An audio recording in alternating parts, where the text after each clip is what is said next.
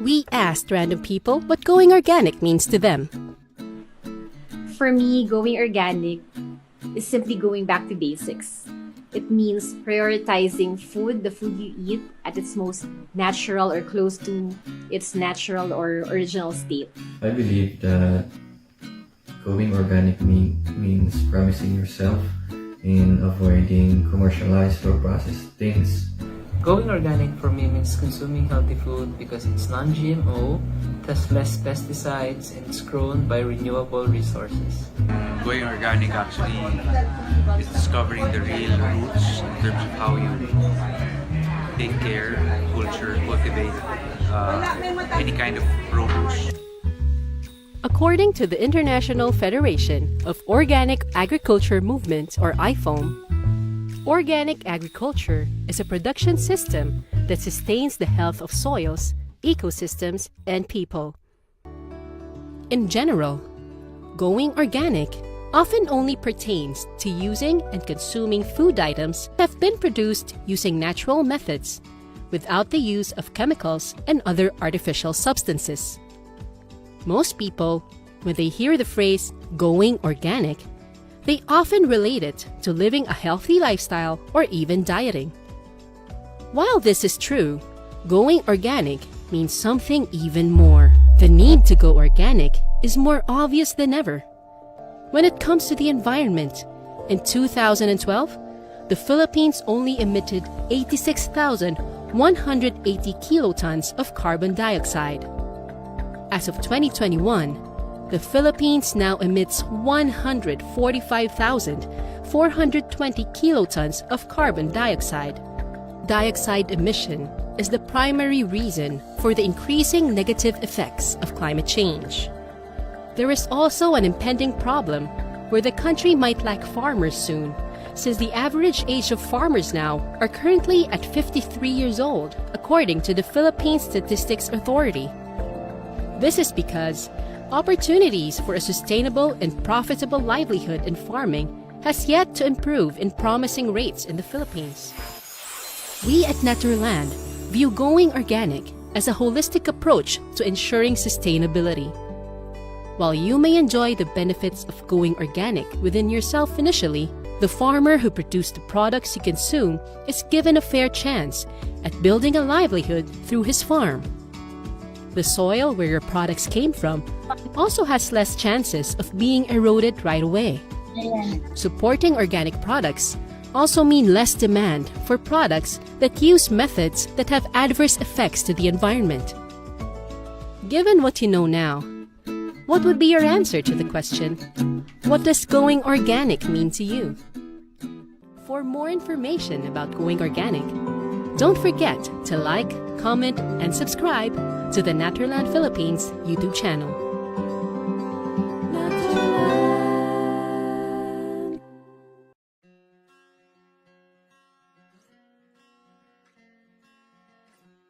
How to include organic products in your lifestyle. Starting your journey in including organic products in your lifestyle in today's modern world is now easier and more accessible. There are several ways you can include organic food in your diet. Look for stores that sell organic food in your area and buy organic products from there. Visit farmers markets and ask the farmers about their practices. Many cities now have organic farmers markets where farmers sell their organic produce directly to consumers. Or you can join a food delivery service offering organic products. This is a great way to ensure that your food is organic and fresh. Here are 3 tips on how to start. Step 1. Learn to identify certified organic products based on trusted certification labels. By incorporating organic food in your diet, you can enjoy the benefits of healthier and more nutritious food, while also supporting sustainable and environmentally friendly agricultural practices. If you are not buying organic food directly from the farmers, then organic certification labels will help you to be sure about the quality of the products you are buying. The label ensures that a certain food was produced using organic practices as defined in the related organic standards. Organic agriculture standards are developed and maintained by various organizations such as governments, non-governmental organizations, and sector associations. There are several types of organic logos that consumers in the Philippines may come across. Some examples include USDA Organic.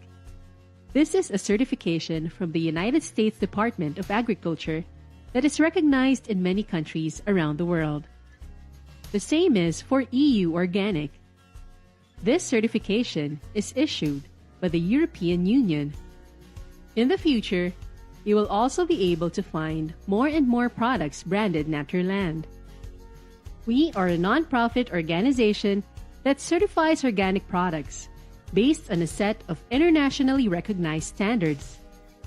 We at Naturland aim to promote environmental protection and natural resource conservation through organic farming practices, and we have been doing this for 40 years. We are also the first association to introduce social responsibility in its organic standards, ensuring that working condition and human rights are also part of the products you eat.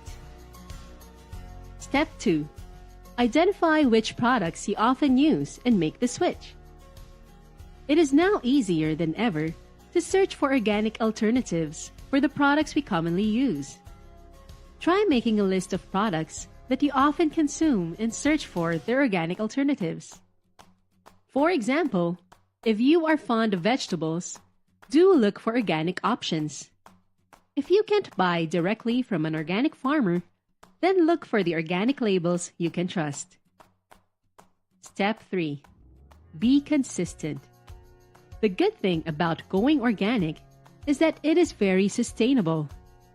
Unlike diet fads that require you to give up certain food groups, going organic simply means switching to organic versions of the food you already eat. It doesn't deprive you, so you're more likely to stick to it. Beside imported organic products, you might also be able to find organic certified products coming from the Philippines, bearing our national organic logo. Organic production in the Philippines is regulated and supported by a dedicated legislation, the Republic Act N 11511. There you have it. We hope that these tips can propel you to start your journey to including organic products in your lifestyle.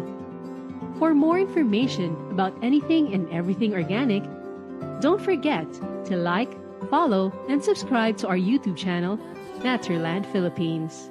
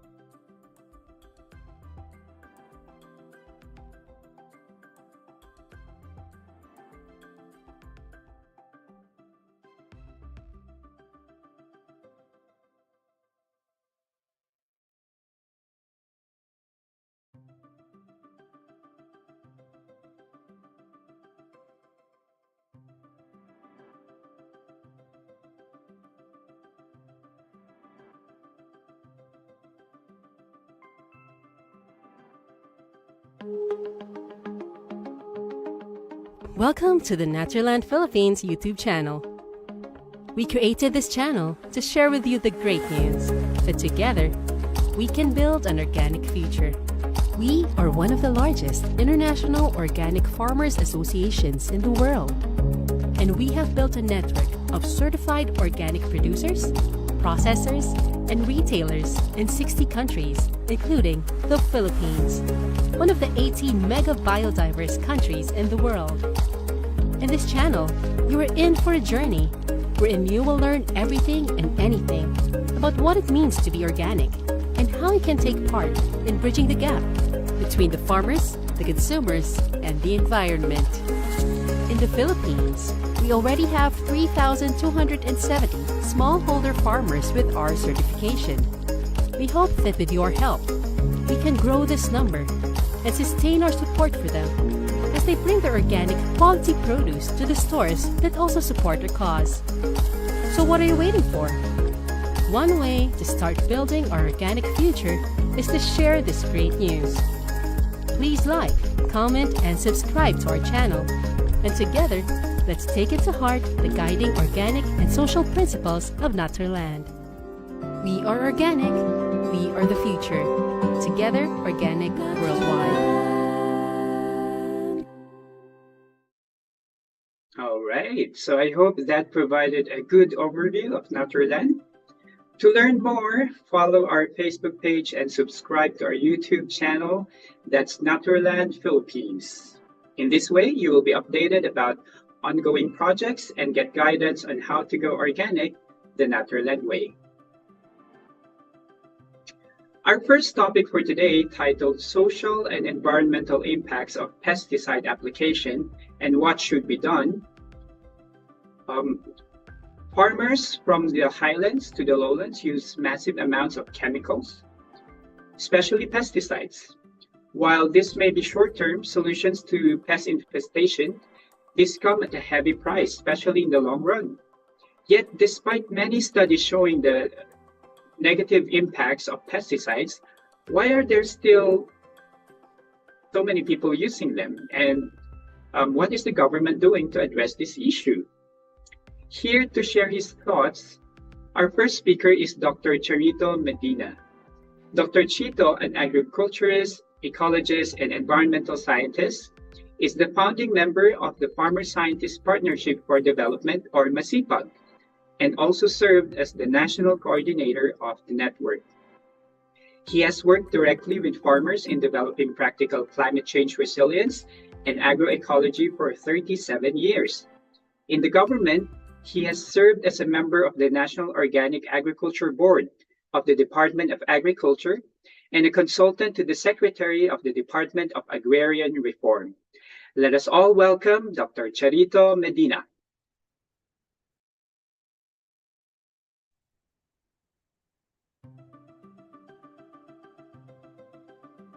Thank you, Ryan, for that introduction. I was asked to discuss about pesticides in this webinar. So it is my pleasure to interact with you, those who are logged in into this webinar, as well as those who are connected through Facebook and YouTube. By the way, I would like to mention also that sometime in 2005 to 2007, I was involved in the Global Assessment of Agricultural Science and Technology for Development, sponsored by the UN agencies. And we have 21 recommendations there that need to be reviewed and implemented. And organic, of course, is much important than chemical farming. So with that thing, I would like to present to you the assigned topic of health and environmental impacts of pesticides and what should be done. Next slide, please. So chemicals are used to control pests and diseases, and they are specific actually. For pests, insects and mites and snails and birds have different chemicals specific to them. For example, insects are controlled by insecticide. Uh, Snails are controlled by molluscicide. And in the same manner, for diseases, the disease-causing microorganisms of fungi, bacteria, nematodes, and viruses are controlled by specific fungicide, bactericide, and nematicide. Of course, virus has no chemical control for that.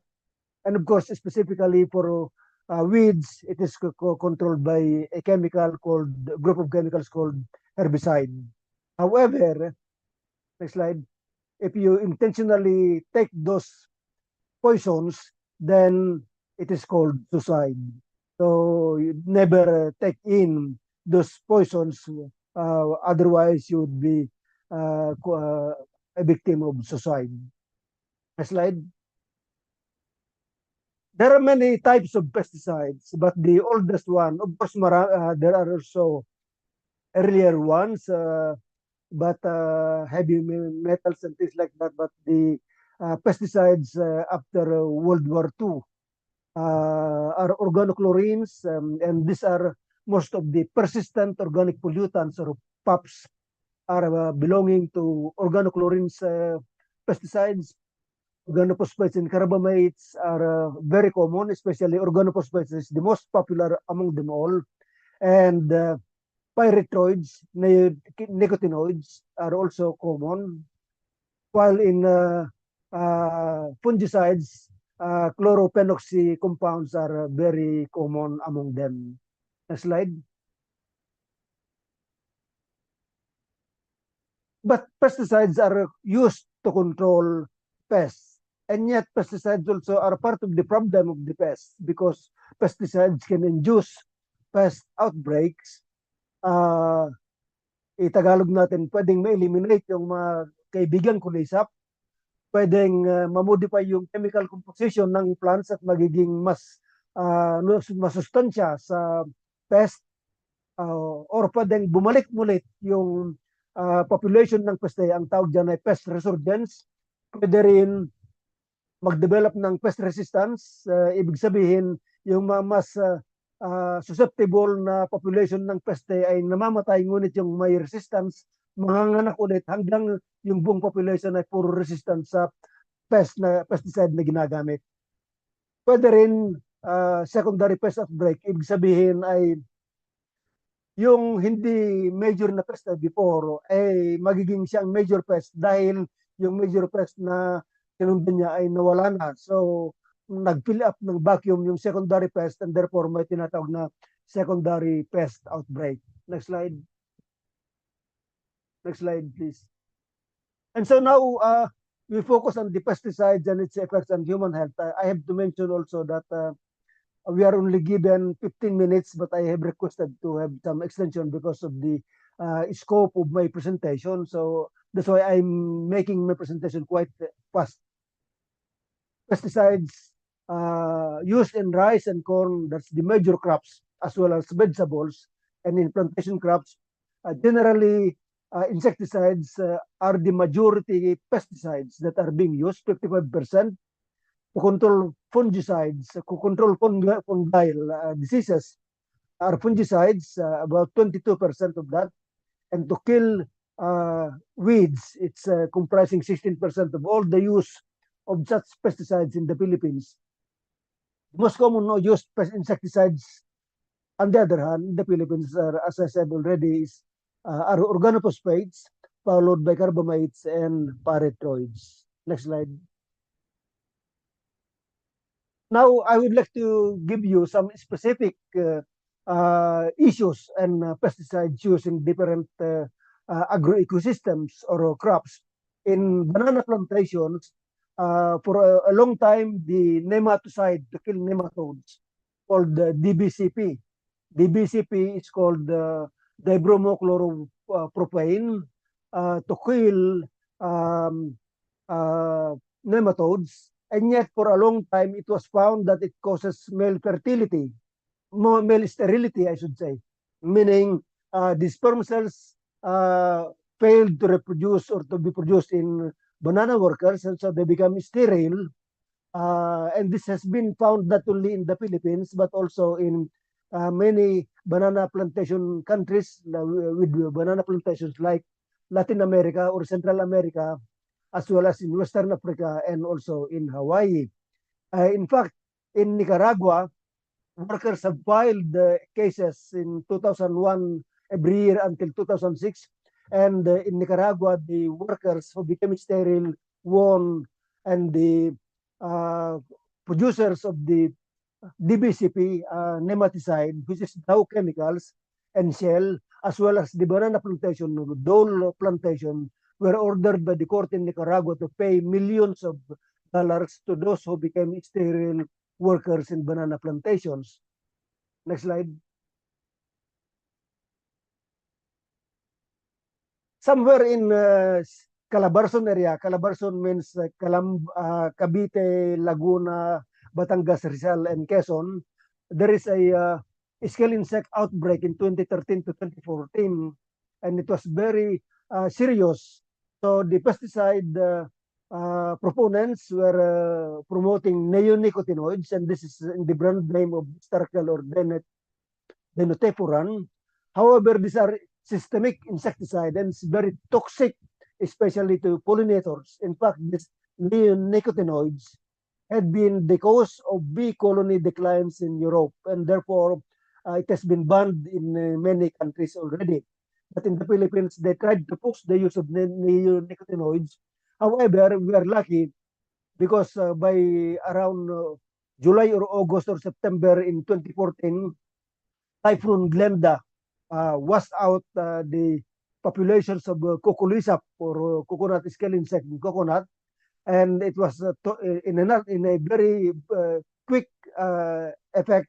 It has controlled the pest, and therefore it shows that it's not only pesticides that can control pests, even if they are in the outbreak mode. Next slide.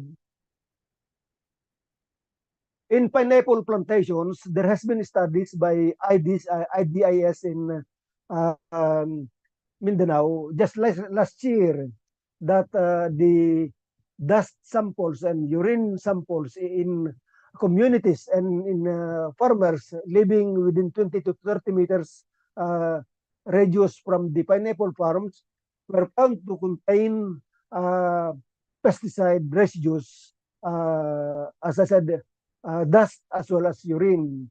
When you say it is in the urine samples, the population there has been exposed.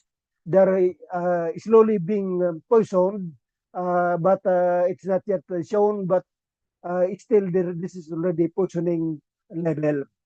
The study found also the presence of other chemicals in such periphery of pineapple plantations, such as diazinon, malathion, and chlorpyrifos, and traces of the most toxic parathion, already banned in the Philippines, but residues has been still there in the pineapple plantations. Next slide.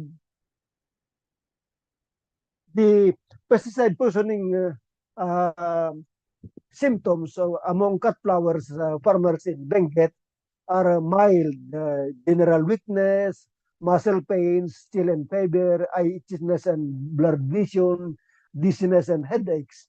And on the more serious level, there is a depression of cholinesterase level in the blood, as well as there is a depressed red blood cells. Do you know what does that mean when there is a depression or reduced red blood cells? Red blood cells, its function is to carry oxygen.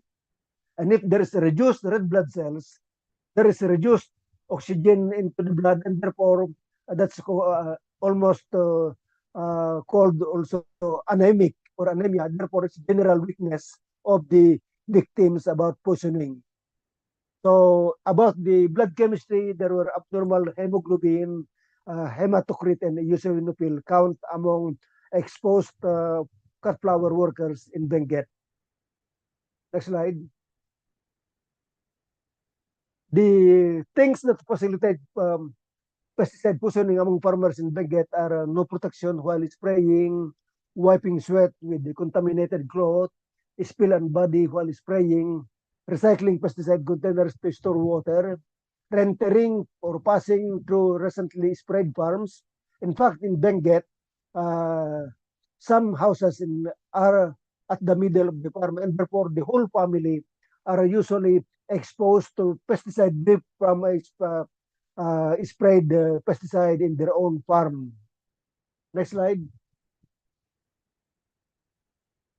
There are studies on the pesticide residues on vegetables. This was done quite some time already, but it was done in Mount Data and Loo Valley. This is Loo Valley is the northernmost in northernmost part of Benguet. Mount Data is already part of Mountain Province, and so you can see D is dry season and W is wet season. And this here is dry season and W wet season, and you can see for cabbage, for potato as well as sweet peas, there are all of these pesticides in so many instances have been there found contaminating um, harvest of cabbages and potatoes and sweet peas, meaning to say that these are possibly are reaching consumers in the cities, unsuspecting consumers must be exposed to, maybe exposed into these levels of pesticide residues and vegetables coming from Mount Data and Low Valley in this study. Slide. There are chronic pesticide poisoning among vegetable farmers in Benguet. Also, itchy skin, dry leaves, water and itchy red eyes lasting for days, abdominal pains, dizziness, loose bleeding, and irregular and discolored nails. The overuse as well as abuse of the use of pesticides by cocktailing using banned chemicals also. When I did some studies in Low Valley about a long time ago, more than a decade ago, they're mixing usually 3 to 5 kinds of pesticides and spraying about 5 days interval. And when they feel they're dizzy, some were reporting they just drink ginebra and they will, when they sleep, and then when they wake up, they already have been recovered. But these are not sufficient solution to such pesticide poisoning. So these are serious things that need attention in terms of policy as well as program of the government, specifically the Department of Agriculture, in terms of the safe handling and safety of pesticides, in terms of those who are applying pesticides in their own farm. Next slide. I personally supported or led the study on glyphosate. Glyphosate is a herbicide to with the with the brand name Roundup, or some there are several 40 or 50 kinds of brand names also of glyphosate, but these were found to be toxic to cells, birth defect. It causes birth defect and teratogenic. And it is causing endocrine disruption. It affects the balance of the female hormone, which is estrogen, as well as the male hormone, which is testosterone. It causes autism, it causes tumor, it causes kidney disease, and it is carcinogen. It is sad to note that the producers of glyphosate or Roundup were saying that glyphosate is safe, and yet the International Agency for the Research of Cancer has declared this as a potentially carcinogenic. So, in fact, this must be banned already. And the use of glyphosate has been multiplied by the hectareage of the Roundup Ready GMO corn, because it requires this type of pesticides in this GMO, which is already 21 years in cultivation, the RR corn or Roundup Ready corn, which is a GMO. Next slide. I mentioned in the earlier slides about the endocrine disruption. This endocrine disruptor pesticides, of these are the examples of this DDT. Many of these are already regulated or banned, but still some of them are still being used. These endocrine disruptors affect, as I said, the part of the brain that produces the endocrine system. It produces uh, chemicals in small amounts, but it is affecting the production of many endocrine systems. They're also called gender benders or feminizing chemicals because these endocrine disruptors, as I said, increase the level of the female hormone, which is the estrogen, and they decrease the level of male hormone, which is testosterone. And so it is called, the other name for that is feminizing chemicals or gender benders. It bends, and when it can change the orientation of a male becoming more female. In fact, there was one study about the endocrine disruptor pesticides saying that the level of masculinity of today's males are half as masculine as their forefathers based on the level of testosterone, the male hormone, as well as the number of sperm cells for reproduction, of course, of males, and they're found to be decreasing with the use and exposure to such endocrine disruption pesticide. Next slide. And pesticides can reach consumers. If you feel you are in your comfort zone because you're in the city, think again, because residues can reach you when you consume vegetables which are contaminated with the residues of pesticides. Also, even cut flowers. I had been a researcher. We did a research on cut flowers, environmental impact of cut flowers in Baguio, as well as in Cebu, as well as in Davao City about 10 years ago. And cut flowers contain the residues. You're thinking that the beautiful flowers you're using as decoration in your table, you're also smelling some pesticide residues that are in it. And so the unthinking consumers are being exposed into such pesticide residues, even if you are in the cities, if you are using chemically grown vegetables as well as chemically grown cut flowers. Next slide. The rate of pesticide poisoning, these are some data. I will not go much into details, but to show that the Department of Health are monitoring pesticide poisoning cases in many hospitals. And 1982 to 1985, they have recorded about 1,704 poisoning cases. In 1991 to 1995, but only 10 regions out of the, is it 16 regions, only 333 pesticide poisoning cases. What I wanted to say is that poisoning of pesticides occurs, and they are, of course, serious ones are being brought to the hospitals. Next slide. Now, let me move on to the next items, the environmental impacts of pesticides. Next slide, please. The pesticide residues in Benguet, according to Lu et al. In 2010, soil samples had been detected to have 44% had been found to be positive with pesticide residues for the soil samples. For water samples, only one sample was found to be positive with pesticide chlorpyrifos.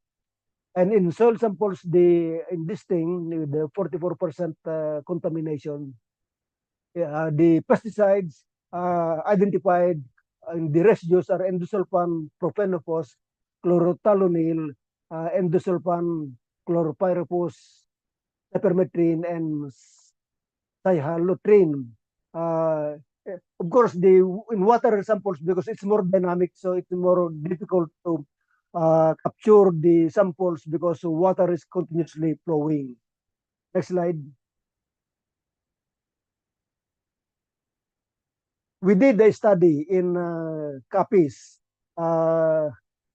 sometime in 3-4 years ago, and we tried to study the residues of glyphosate, that is the partner of GMO corn in Maayon, Capiz. We studied the residues, and they were found to be they were detected in soils, in water, as well as in corn. There were volunteer farmers who volunteered to donate their urine, and we found also residues of glyphosate residues in the urine of farmers. These residues were detected at these stages before planting, after planting of the GMO, and before harvest. It means to say that throughout the cropping season, there are the residues of glyphosate, which is a herbicide, in the GMO corn fields. Next slide. The flow of glyphosate in the environment is that when the glyphosate, which is a herbicide, I repeat it, is only about 35 to 40%, even less, goes to the crop. Others are blown into the wind, so it causes air drift. It goes to the soil, and it can last from 4 days to 180 days. Those that in the air can go into the water, or the residues in the soil can go into the water as glyphosate, ranging about 1 month. 50% can be eliminated in about 1 month. And the glyphosate can be converted into another chemical, amino methyl phosphonic acid, or AMPA, with the water half-life, meaning say 50% is only 50% is decomposed within 76 to 240 days. Of course, these are all going back to humans, whether they are drinking in potable water, whether they are swimming in the river, whether they're washing clothes, or whether they're washing the vegetables in the water in the river. They all are exposed to such residues in the water ultimately. So it's a complex thing that happens about residues. Next slide. The environmental thing about pesticides of this herbicide, glyphosate, is that you can see even these sloping areas are sprayed with herbicide, so they kill the pest. The herbicide kills all soil cover, and so it is prone. The sloping areas are prone to soil erosion, making it in 5 days, 6 years. In 5 years or 6 years, then the soil will become unproductive anymore, because the topsoil is already eroded in such sprayed with glyphosate. This is again in Maayon Tapis, taken in 2015, about 8 years ago. Next slide.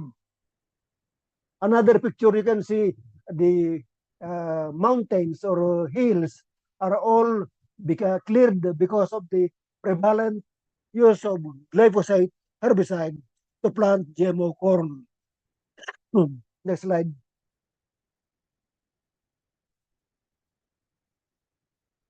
Talking about the pesticide effect in the environment, it's also hazardous to the biodiversity, because it kills the beneficial insects, so it eliminates the so-called check and balances in the agricultural ecosystem, and therefore once they use pesticide, they need to use pesticide always, because the beneficial insects are eliminated.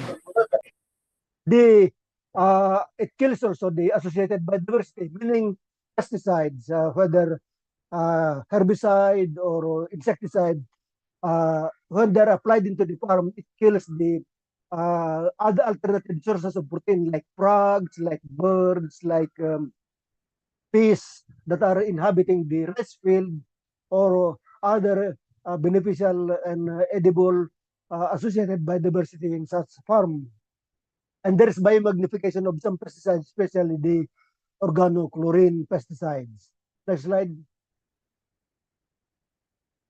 The realities of pesticides on the farm is that some banned pesticides in the developed countries are still imported by our country. For example, paraquat. Paraquat is regulated in the Philippines, but it's still used, and many farmers can easily buy and use that also, although it is recommended to be used only in plantation crops. Plantations have special permits from the Pesticide and Fertilizer Authority, the regulatory agency for pesticides, to import and use highly hazardous pesticides. Some restricted or banned pesticides are still used by some farmers, and many persistent pesticides are still in the soil as well as in water residues. Farmers disregard of safety protocols most often, and therefore they are more exposed to poisoning in terms of handling of pesticides when they are spraying the pesticides in their own farm. Next slide. So what should be done? Next slide. We can avoid the chemical spraying in rice. This is rice. Studies on pest outbreaks due to pesticides were due to pesticides for the blunt pond hopper that was very problematic in 1970s. And studies already done in Vietnam, Thailand, Indonesia, and the Philippines show that there are more pests of plant hoppers when pesticides and high nitrogen was applied. So the pesticide is triggering faster reproduction rate of the plant hoppers. Do we really need pesticides? Actually, in rice, yes, we need the pesticides. Some crops, but in rice, studies by Litzinger, by Sumagil, and Webel showed that only half, very small amount, have reached the level of pest that need the use of pesticides. Next slide. There are some approaches in non-pesticide pest control. This one, we use it in my organization, Masipag, or Magsasaka at Scientific sa Papagunlad ng Agrikultura. Soil nutrient management without chemical fertilizers, so organic talaga. The method and time planting, water management, and crop rotation, varietal diversification, and crop diversification, maintaining ecosystem balance by not using pesticides, biological control if needed, and there are some technologies developed by farmers in controlling insect pests, pathogens, as well as weeds. Next slide. Next slide. Mainstreaming pesticide-free agriculture and food systems should be done. So farmers should shift to organic farming, which avoids pesticide use to be more safe as well as more sustainable. Consumers must be aware of pesticide residues and impacts and must support organic farming, organic products. The government must enhance implementation of organic agriculture. The older Republic Act actually law is Organic Agriculture Act of 2010. In the year 2010, this Republic Act 10068. It was amended by Republic Act 11511 to incorporate or to recognize participatory guarantee system as a recognized certification body in organic farm. And the government must harmonize conflicting programs because the government is pushing the use of GMOs that use pesticides. They are pushing balanced fertilization, but the very weak and organic pushing. They push organic, and yet actually the budget of organic agriculture for 1 year, which is 1 billion, is only 0.576, one half of 1% of the total budget of DA. For the earlier Republic Act 10068, it was about 2%. So if it's 2%, it must be about 4 billion budget. But for the Republic Act 11 have put it on a fixed amount of 1 billion pesos. So that's very small amount. In fact, the question that comes to many of us or many people is that, but can organic agriculture feed the world? My answer to that is, you're asking the wrong question, because actually, can you imagine if you can increase from less than 1%, 0.5 or 0.02% of budget to R&D or research and development? If you can increase that to 10% of the R&D budget, then you can imagine increase in productivity of organic. In fact, there was a study that the organic agriculture has 2.7 times the yield per hectare compared to chemical farming because of the diversified multi-story canopy of farming in organic under small farmers condition. So we can talk about that more on the open forum. Increased budget for organic agriculture research and development. Next slide. In conclusion, environmental and health are adversely affected by pesticides. There are many practical alternative pest management practices that are safe and effective. Managing pests and diseases can start even before the time of planting and they entail no additional cost at all. Next slide. Thank you for your attention. They say that pesticides are effective and yet is it safe? You can have your answer now to that. Thank you very much for listening, and I hope we can have lively discussion after this presentations of myself and my partner in the other presentation. Thank you. Thank you so much, Dr. Chito, for that very comprehensive presentation. And for me, it's a bit alarming, right, to learn about all these impacts of the use of pesticide to health and the environment. It was interesting to learn about the different case studies. And so if you have any questions or comments, feel free to use the chat box, and we'll try to entertain some of those questions later during the open forum. At this point, I'd like to invite everyone to go to menti.com. So go to menti.com and use the code 3325017. So I invite the participants from the Zoom room and also those joining us on YouTube and Facebook. Go to menti.com, use the code 3325017, and please answer the question. So the question is, what word can you use to describe organic agriculture? And so when you hear the word organic agriculture, what do you associate that with? Yan. I'll give you a minute to respond. Ayan, may mga answers na. Eco-friendly, safe, clean. Okay. Keep them coming. Yeah. Continue responding. All right. It's greener. It's safe. It's natural. All right. A few more responses.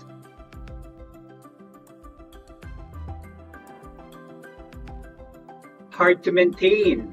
Okay, so that's interesting. We can discuss later about this, no? All right, but most of you are saying it's about health. It's healthy. It's safe. It's greener. It's natural. All right. Yeah. So yeah, continue providing your responses, and while you're doing that, let's prepare ourselves for our second topic. So our second topic for today, we'll discuss the social and environmental impacts of monocropping agriculture. As defined by Green Matters, monocropping is the agricultural practice of growing a single crop year after year on the same land, in the absence of rotation through other crops or growing multiple crops on the same land. Now, while there are monocropping plantations that are certified organic, today's discussion will revolve specifically around unsustainable monocropping practices. Our speaker will provide us with updates on the local and national situation. Likewise, he will discuss the projects he is currently undertaking to reverse the trend and create practical and doable agroforestry models that can be replicated in different parts of the country. Learn how our speaker is turning bald mountains into agroforestry, and how his project is positively impacting not only the local farmers, but also the environment. Without further ado, let me introduce to you Mr. Eli Natividad.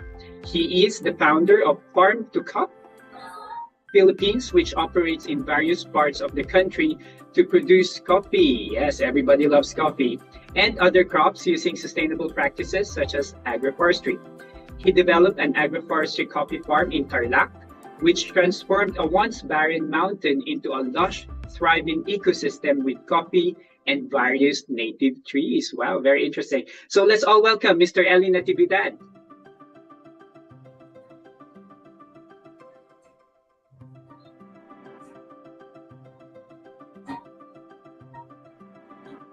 Hello, good afternoon, everyone. First of all, thank you, Naturland Philippines, for this wonderful opportunity for us to talk about what we're doing in Farm to Cup, and for you giving us the platform to, convince more people to go into organic farming and agroforestry, and of course plant more coffees.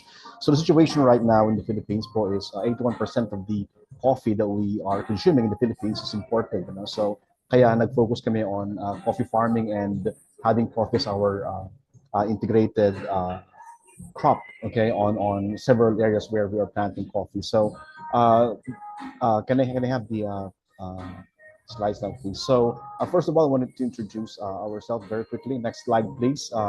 We are Farm to Cup, and we are an organization of individuals who are doing coffee. And our main goal is to, help in the production of quality coffee in the Philippines. So we are more on the local coffee agenda. Okay. Next slide, please. So we are present on different locations in the Philippines. So from, of course, Benguet, where it all started, Naturland Benguet. And right now we have in Cebu, we have in, of course, a lot of areas in Luzon, specifically Tarlac, where we generally operate our agroforestry program, and in Cebu and in Davao, and in Iligan City, of course. And what we do is we plant coffee and then establish food forest and in agroforestry setting. Next slide, please. So yeah, this is in Cebu and in other locations. Again, about coffee planting and the food forest. Next slide, please. Yeah, and we basically do these things, okay, in our in Farm to Cup. So we are guided by sustainability, stability, scholarship, and self-sufficiency service at the same time. So I'm not going to go into the details of this anymore, okay? And maybe we can just simply talk about this during the open forum. Next slide, please. So we do coffee education. We have this tag Farm Roast Brew, okay? And what we do is we basically we're in partnership with TESDA for the education side, and we teach farming and roasting and brewing in different locations where we are in partnership with TESDA. Next slide, please. Yeah, and next slide. This is our roasting facility in La Trinidad. This is what we do with youth and different groups, okay, in roasting and brewing. And the next, please. Okay, so let me go to San Clemente, Tarlac now, where we have our uh, uh, agroforest, and it is basically coffee based, and we're doing organic. So Duweg is in San Clemente, Tarlac. It's one of the elevated areas in Tarlac and San Clemente. Nakadikit po siya sa Pangasinan and then parts of Zambales. Yeah, next slide, please. And we introduced coffee planting, okay, in this area sa Duwag. Wala pong coffee plantations before here, but before they started planting coffee, DNRs under DNR's the greening program, okay, and GP, I believe, and I don't know what happened, but right now we're the only coffee farm in Duwag. Next slide, please. So we're planting basically Liberica and Excelsa and Robusta and Arabica. So that's why it's called Real, Coffea Real. And yes, and while the elevation is around 700 to 800, we've experimented on planting Arabica.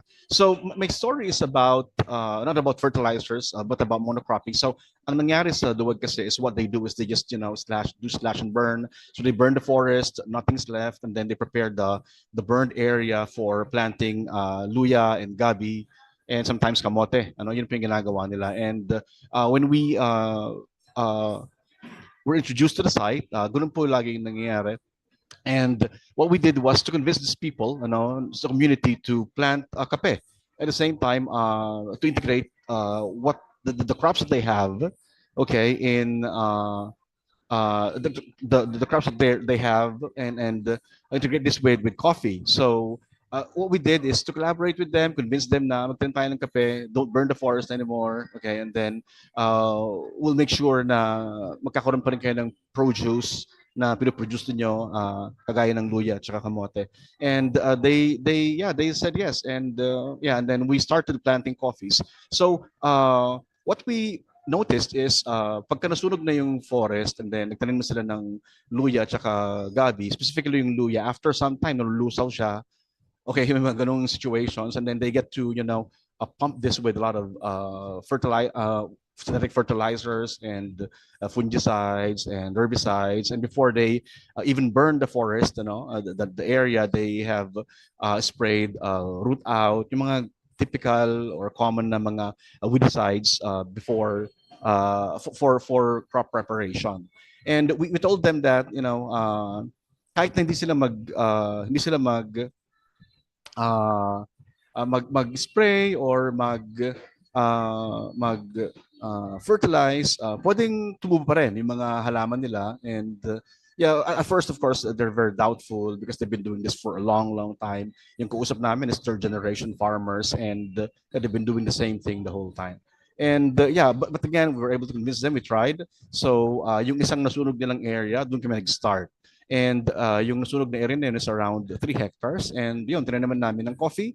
And then what we did was we talked to them about pre-germination conditions of weeds and altering, yung mga biochemistry ng soil by introducing root crops and integrating other crops for these coffees to be supported with by these crops, of course, like for example, kajos, banana, our pioneer na crop, and adding papaya and avocado. Next slide, please.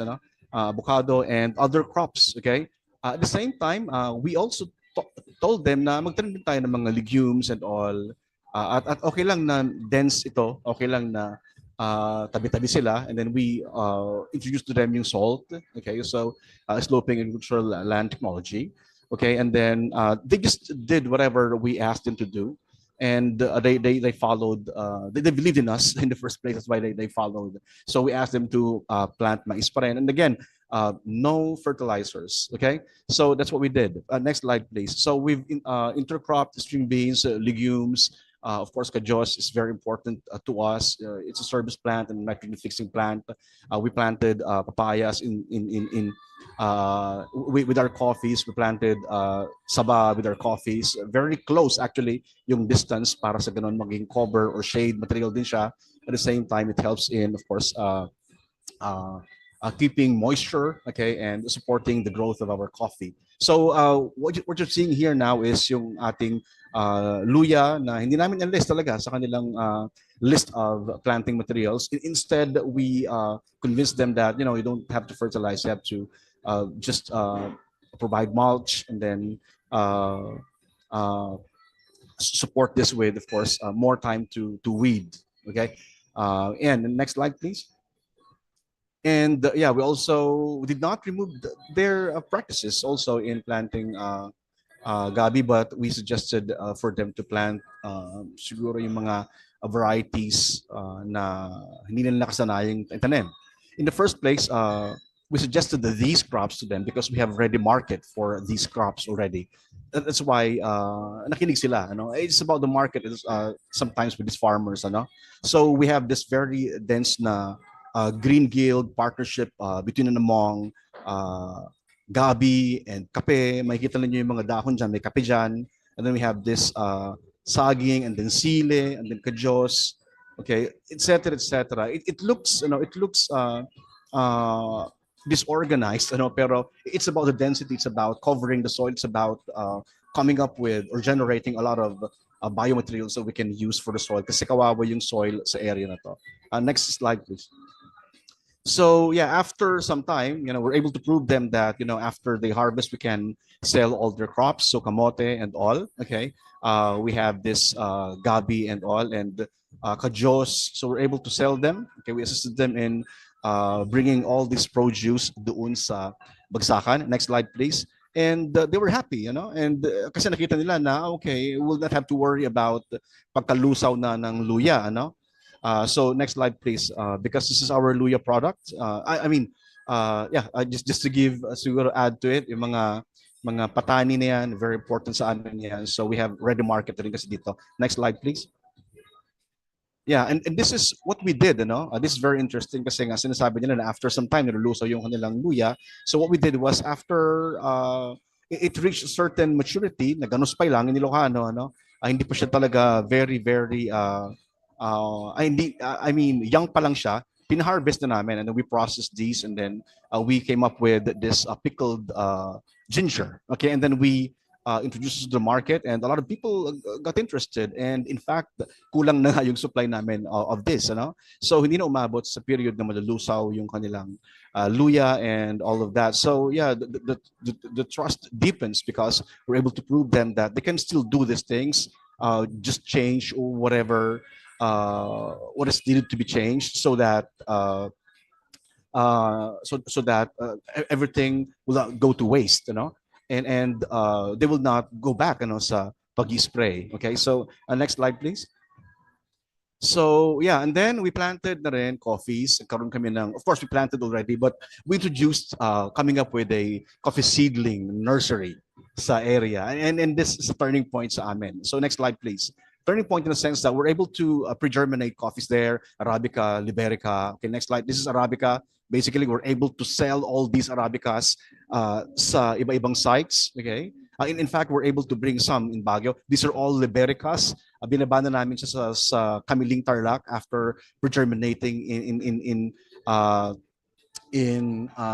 Duwag. Okay, and we're happy to say that, you know, we're able to sell 90% of these Libericas already on different sites. So we have, because we're developing sites in Pangasinan, in Nueva Ecija, in Batangas, at sila yung mga naging namin, ano, mga recipients namin or sila yung mga naging buyers namin ito mga to. And mind you, we're selling this at 35 pesos per pot. Okay? 35 pesos hanggang 60 pesos per pot, depende kung gaano sila ka-mature. So this added to the income of the farmers, of course. Okay? So nakita nila na okay, we can do this pala, no? We can be planting several crops at the same time, and we can also maintain a seedling, and we can sell seedlings. Okay, so yun po. Next slide, please. And yeah, ito Land Cruiser. No? So we're able to supply them with this. They really need this. Although sabog-sabog ang daan puntang San Clemente, Duwag, San Clemente, but you know this is very important to them. So we're able to supply them hose na based on from the income that we're able to generate together. Next slide, please. Okay, and then other communities are engaged na rin, okay, in the site. This is not in Tarlac anymore, it's in Pangasinan, but you know they've learned about what we're doing and they've invited us to you know, share what we're doing in Tarlac. Next slide, please. Okay, so rejuvenation in, of course, this is coffee rejuvenation in Pangasinan. It's related to coffee now. Okay, next slide, please. Yeah, and then this is in Davao. Yung to your right, ano, yung sa picture, yung tatlo po dyan na magkakatabi, si Orlito, si BJ, at saka si Joshua, mga kasama po namin mga young farmers. We trained them and we were able to bring them to other places for immersion and benchmarking, okay?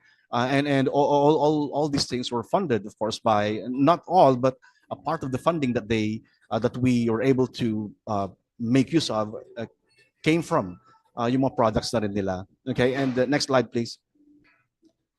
Okay, and this is our banana circle. So we're going beyond what we're just, you know, from just planting diverse crops. We're also teaching them how to come up with, you know, this is a very old technology, you know, pit gardening or banana circles and papaya circles and kajo circles. It's a combination of different nitrogen fixing, phosphorus rich materials that they can harvest eventually, and then they can do maybe mulch or side dressing on their coffee farm. So this is one of the many ways that we are dealing with sustainability when it comes to availability of organic fertilizer, aside from, of course, the regular mulching that we do.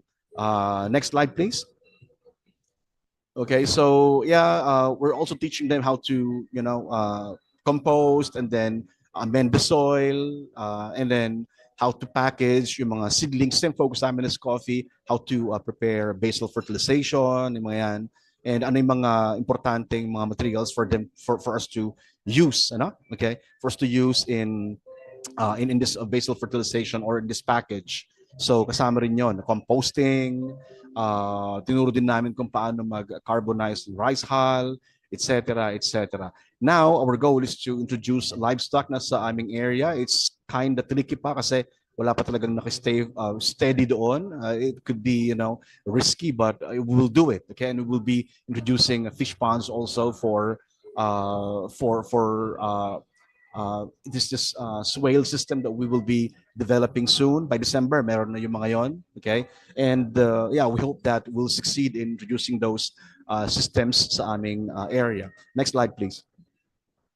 Okay, so what we're doing now is we're featuring coffees na nakuha namin from different farmers sa mga expos. In fact, we have this permanent invitation from JCI on their Cebu Coffee Expo, Manila Coffee Expo, Philippine Coffee Expo, okay, and festivals and coffee where we do not only feature our coffee, we're also featuring produce, saging, saba, papaya, na galing sa aming farm areas na sinasabi namin ito yung mga intercrops namin sa aming site. And people get to appreciate it because they understand that, we can do all these things as we support the growth of our coffee. Okay, so next slide, please. Yeah, so we're also engaged in, of course, internship in St. Louis University with their hospitality and tourism management students. They get to understand what we're doing, and then they get to support the organic farming, the agroforestry, and of course the shift, not actually just a shift, but the enrichment of coffee farming in relation to agroforestry and organic farming. Next slide, please. Okay, yeah, so we also feature in our coffee shops, single origin. We tell them the processes and all, but maybe in the future, in the near future, we'll be proud and we'll be, more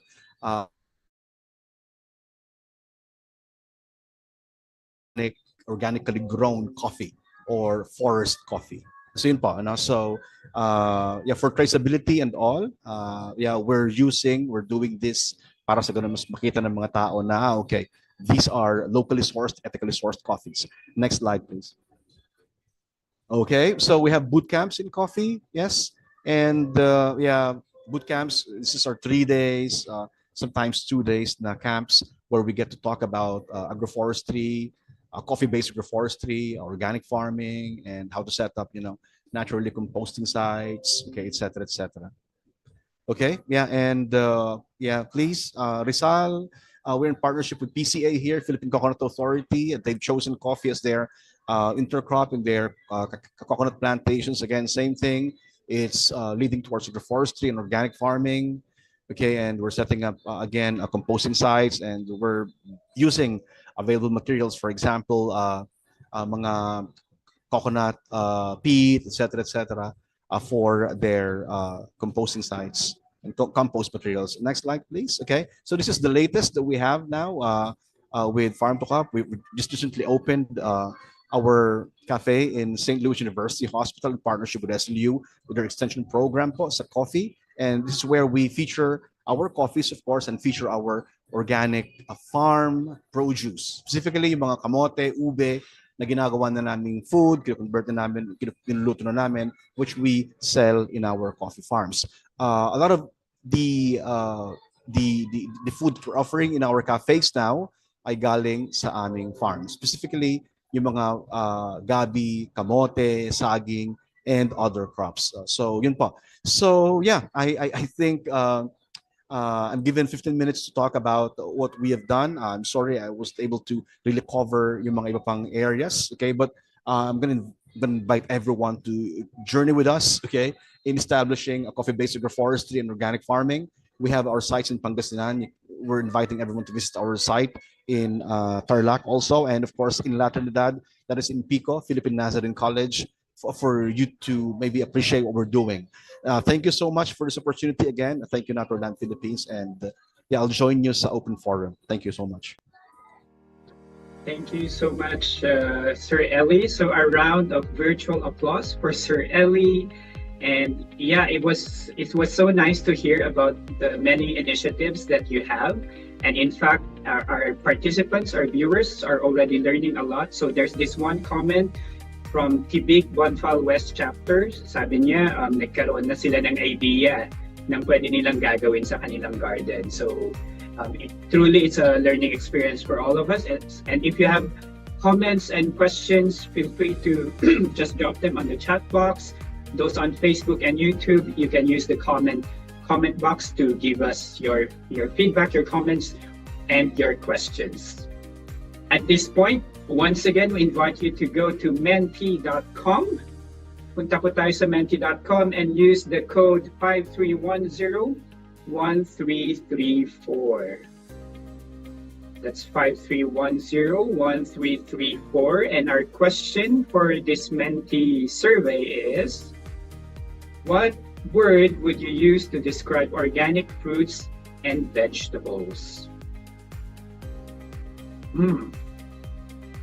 I'll give you a minute or so to respond to this question.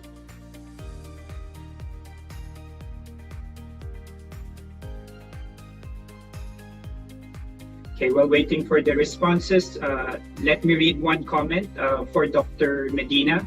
So, Dr. Medina, thank you for your presentation. I am from Bugyas. I live near Barangay Loo. Farmers in this area up to these days are still using excessive amount of chemicals. These farmers don't actually eat their own produce, but their health and their family is greatly compromised because of mismanagement or wrong handling of these pesticides. I believe that organic is safe and healthy. I'm currently conducting my dissertation on agripreneurship focus in organic farming. All right, thank you for that comment. So let's see your responses. Okay, healthy is there again, similar to our question earlier. The word safe, clean. So these are the common responses. Natural.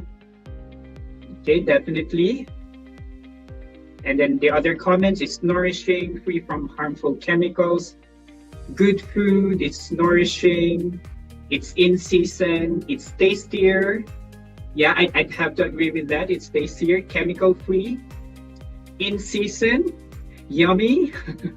And good food. All right, all good stuff. Yeah. So yeah, when you say organic fruits and vegetables, they're clean, safe, healthy, natural. Good for you and good for the environment. Okay. Okay, so I guess we are now ready for our open forum. So may we invite back our two esteemed speakers, Doc Chito and Mr. Eli, and they will be joined by a special guest from Naturland International East Africa, Miss Anne Hessenland. Hi, Miss Anne. Hello, thank you so much, Ryan. Hello, welcome. So let's start with the question. So I guess the first question is, and Doc Chito and Sir Eli, you briefly mentioned about the challenges, right? But in the Philippines, we already have successful models. We know that pesticides is bad. We know that the advantages of diversified farming. We know that organic is good. But what is the main barrier? What is stopping us from going, fully organic? So who would like to start? Perhaps we can have Doc Chito.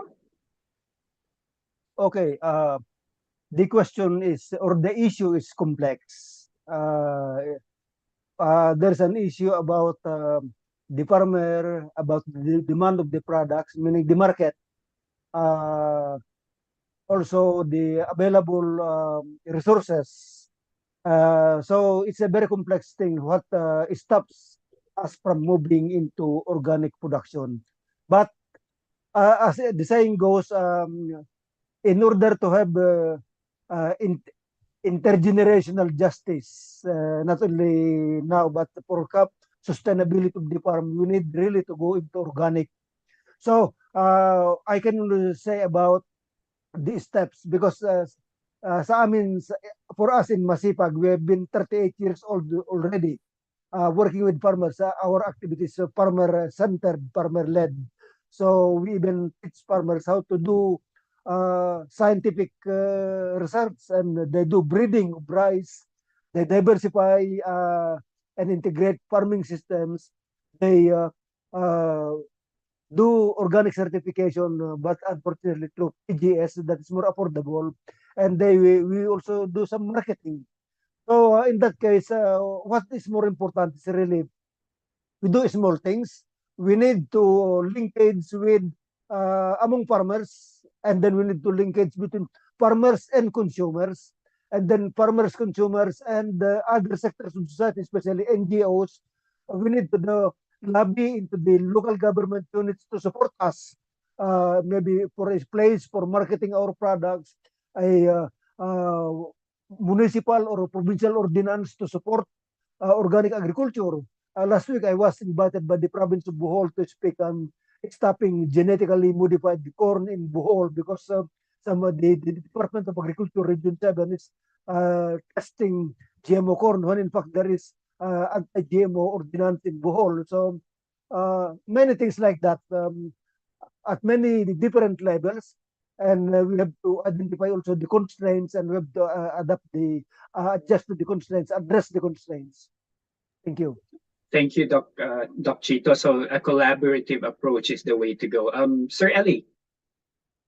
Yeah, in our case, it's easier because what we have is a very small community, and meron kaming ready market for their products. I think market is very important, market which can absorb all their produce. It becomes sustainable that way. So yeah, while our farmers are more worried about their income kasi than shifting to organic agriculture, it's just about absorbing what they are able to produce. And once you've shown them na, yeah, mabibili yan and we can support you all the way, then they will shift, they will shift. Yun po yung nakita namin. I'm speaking of our experience lang. And we have this promise kasi na after 2-3 years, mumungo na yung kape, then everything will be easier without, removing them from what they've been doing for the longest time, because it gives them confidence. They have this, traditional knowledge on that. You don't remove them from that. Instead, you enrich, you make it better, okay? But you have to focus on your goal. And sa amin kasi ang goal namin is coffee, and they understand. They accept na kapag ka namunga na yung mga kape nila, everything will be better than now. So the shift was easier, But I recognize lahat po yung sinabi ni Dr. Medina, tama po yun, nag-agree po ako doon, experience din po namin yung mga yun. Ease of using this weedicides, and then they just burn, this dried weeds. Everything is easy, and labor-wise is bilis. So, but again, sa experience lang na, I'm only talking about our experience. Yun po, thank you. All right. So Mr. Ellie talked about the market aspect of organic. How about Miss Anne? Your thoughts on the question? Yes, thank you. I think it's also acceptance and routines that farmers have now, because they follow the chemical way since a while now. And then also there's a risk, as Mr. Ellie was saying, after 2 or 3 years. So now how do farmers know that? And how can they trust, if they leave the chemicals away, that it will be successful? So it's about seeing what other farmers are doing and then learning. So I think it takes a bit time to create the acceptance, and then also to be ready to spend more time in your farm, because you need a good farm management. You have to know your farm. You have to see which pests are there. If you're not on your farm, you don't know what's happening. So you also have to be ready to invest more time in your farm. But I also think with biodiversity, and from experience also with agroforestry and coffee, farmers are happy to be in a farm because they harvest different crops. So I think with experience and learning from others, it's definitely possible. Thank you, Miss Anne. And we are now receiving a lot of questions from our viewers. Thank you for these questions. So one question from a Talaandig farmer, from Talaandig Farmers Agriculture Cooperative in Bukidnon. Miss Anne, you were talking about time. How many years do you need for the transition for the land use for conventional to organic farming? Anyone? Doc Chito, you're on mute. You're muted, Doctor. So can I answer that first? Yeah, go ahead, Because Doc Chito. the answer can be from the practical side, that Eli can answer that, but also on the regulatory side, because the Philippine National Organic Standard says that for perennial crops, coffee is a perennial crop, you need 18 months from the last use of banned chemicals that can be allowed to be certified as organic. For annual crops, you need 12 months but that is on the regulatory side. But on the practical side, of course, Ellie can share more on that. But I can say that uh, uh, it depends on the type of soil also, and it depends on how long it has been used for chemicals.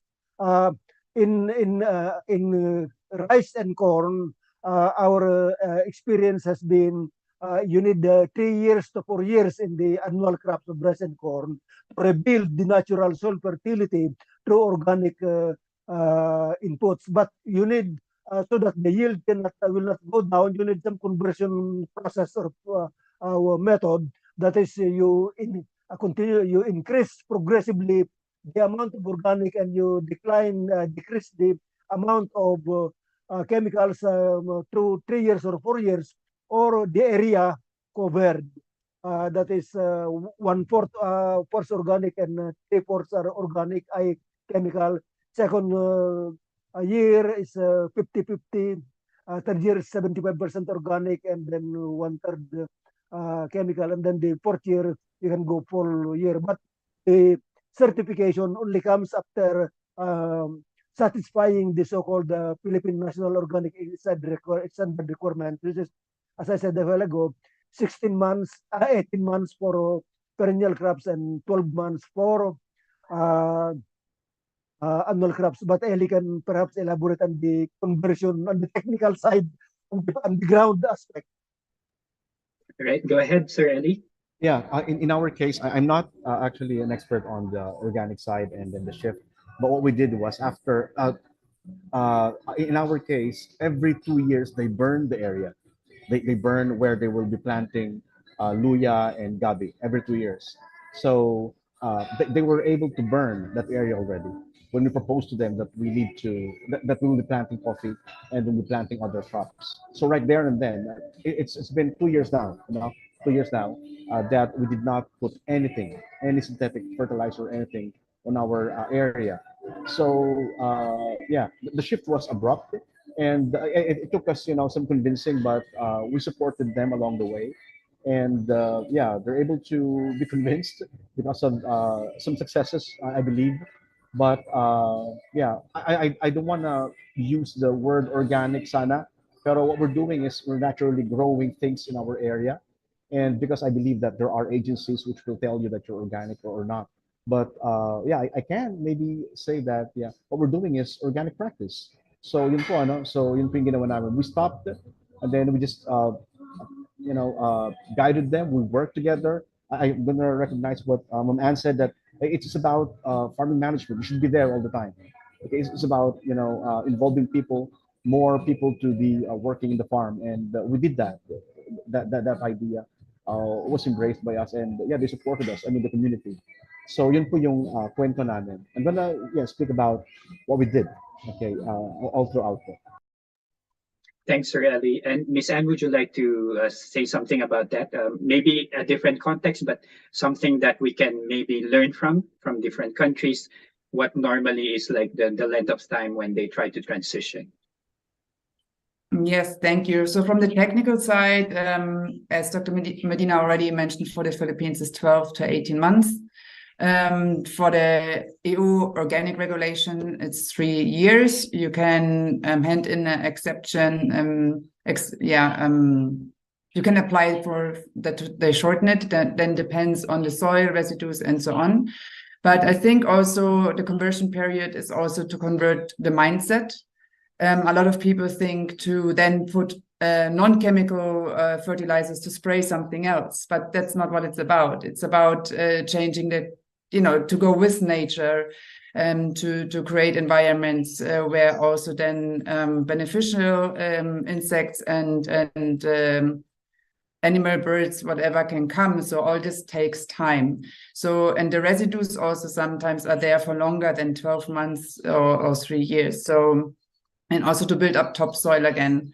So I think it's a constant process, and it's agriculture generally is like a big science. You try and then you see where it's leading to. So it's also an experience. So we have organic farmers that do organic since years and they still learn. So I think it's a very passionate and interesting topic. to do it generally. But there again, so from the technical side, it's between 12 months and 3 years. But I think the mindset can take longer. Thank Or you for that, shorter. Miss Or Anne. shorter, you know. It's Or shorter, depending. yeah, definitely. Doc Chito would like to provide further comments. Go ahead, Doc Chito. Yeah, just very short. Thank you, Anne, for mentioning that. Also, in my organization in Masipag, we say that to convert the farm is very easy. What needs more is to convert the mind of the farmers. That when the farmers are already convinced, no stumbling block will stop them. They will pursue it. But the thing is, if they're not believing in organic, then the point is they can we call it they can backslide. They can go back again to chemical farming after trying 1 year or so. So convince them, convert the mind, and then if you convert the mind, the farm is already converted. Thank you. All right, thank you so much. And there are a lot of questions, but we are pressed with time. So we are down to our final question. And we actually received several questions related to the youth. So the question is, what is the challenge for the youth in convincing them to go for organic agriculture? Or related to that, is there a framework on how to attract the youth to go into organic farming? Who would like to go first? Maybe we can start this time with Miss Anne. Thank you. The challenge to convince the farmers. I mean, I think in this sentence already, to convince the farmers. So I am, in best case, the farmer wants to. And the convincing is not the big topic. But for sure, some farmers need to have the trust. So the challenge, I think, is the trust in the new system, because a lot of institutions, people come and say, do it like this, do it like this, do it like this. So now, how does the farmer know that this advice is now the right one? And so we're back to the mindset, but also the trust in the system, because in the end of the day, the farmer needs the income and the families have to eat. And I think the biggest challenge is the trust. So it's always good to have model farms or farmers who are already doing the organic agriculture, so the farmers can learn and see that it works. And also to have a good network, that people sit down and exchange, you know, which challenge do we have? Maybe one farmer has a solution for the one pest, an organic solution. And then it's a lot of sharing. And I think this is then making it easier to convince a farmer to join. Thanks, Anne. Ellie? Yeah, in our case, we're using the bootcamp as our platform. So we invite youth, enthusiasts in coffee, and of course, individuals who are managing cafes, their own cafes in our site. So we have them stay in our site for at least 2 nights. Then they help out in the coffee farm. And at the same time, we orient them on what we're doing in our coffee farm, the intercrops that we're doing, we're planting, and the direction of the coffee farm. So it's about involving other stakeholders also, and it's very, very important. And we're happy that for this season of our bootcamp, we're able to facilitate at least 30 batches all over the Philippines, right?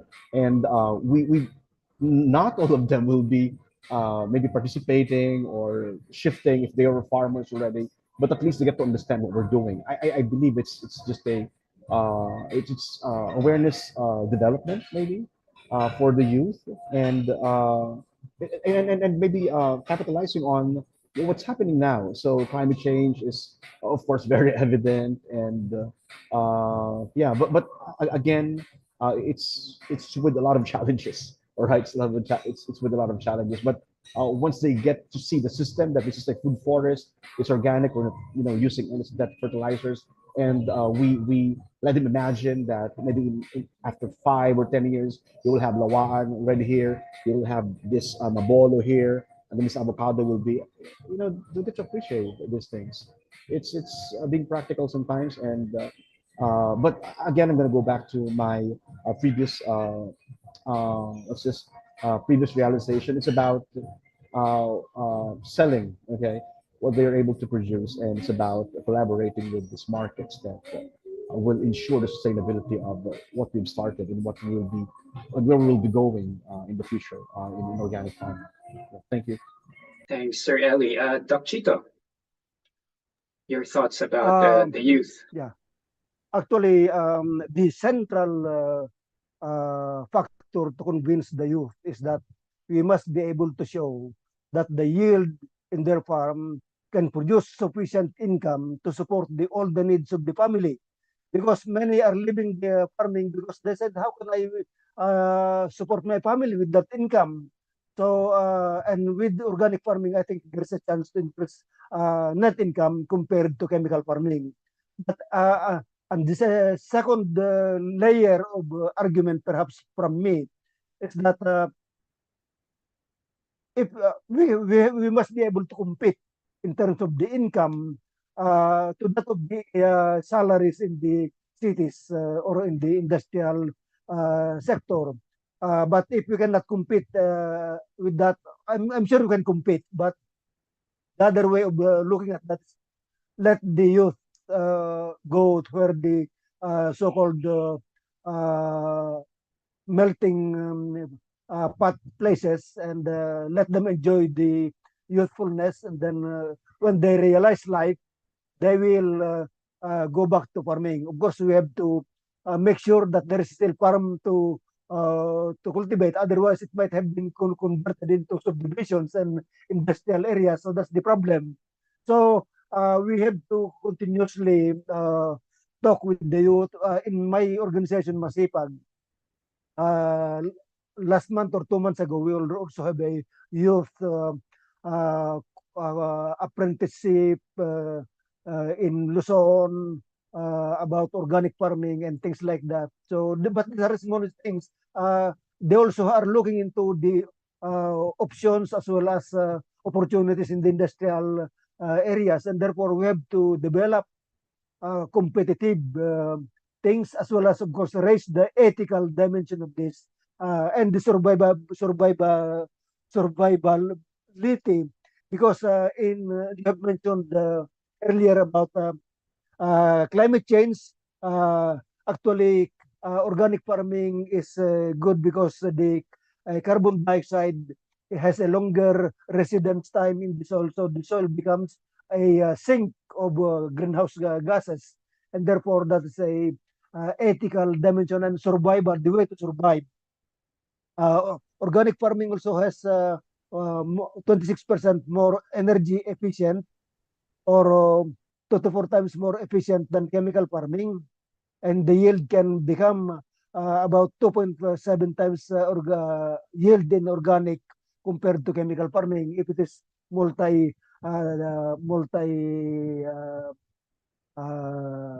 it's a diverse farming. So there are many things that can be done, but as always, the saying goes that the 5,000 steps marathon starts with the first step. So we have to do the first step, continue doing the so-called planning, execution, learning. Learning is more important. There is a saying that make the learning bigger than the experience. So thank you. All right. Yes. So an afternoon full of learning from our speakers and from our guests. Thank you so much for responding to the questions, and thank you for sharing your thoughts and your comments to all these questions. Doc Chito, Sir Ellie, and Miss Anne, thank you so much. And to our audience, for the final time, I'd like you to go to menti.com once again. So please go to menti.com, use the code 62653967. Again, that's 62653967. This is a poll. We have a few questions.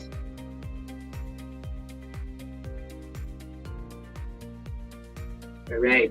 So I'll give you a minute or so to respond. But the first question is, I am eager and excited to learn more about organic agriculture and lifestyle. So far, strongly agree. Yes. So I'm glad that you are, now you have this drive to learn more about organic agriculture and lifestyle. So almost all of those responding are strongly agreeing. Next question. Do you think consumers and farmers both have roles to play to promote organic agriculture in the Philippines?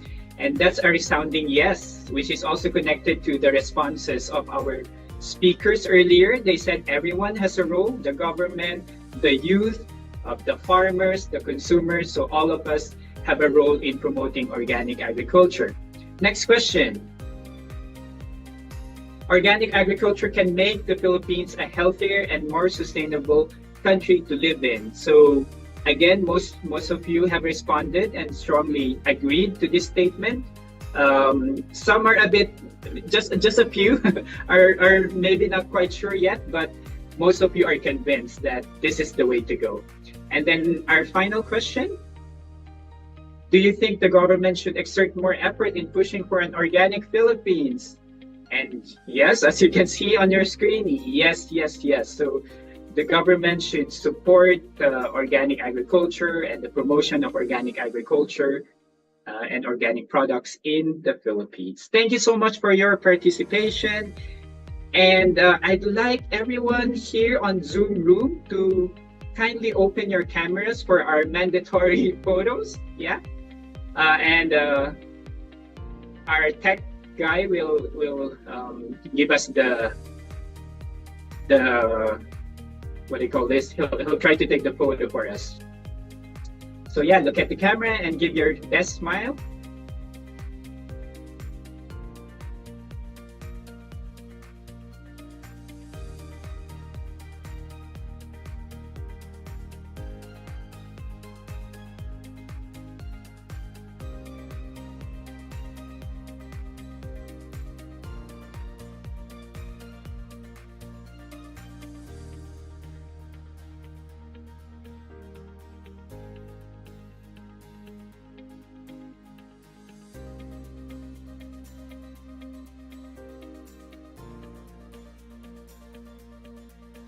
All right, thank you. Okay, so before we conclude, I'd like to request everyone to, before we finally let you go, some announcements. We will be giving out e-certificates to those who have attended today's organic versus conventional agriculture webinar.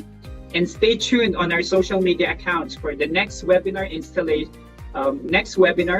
So don't forget to like our Facebook page and subscribe to our YouTube channel. That's Naturland Philippines, so that you can get updated about our activities and you can learn anything and everything about going organic in the Philippines. This has been your host, Ryan Bestre. Enjoy the rest of the afternoon and stay safe. Let's all go organic. Bye.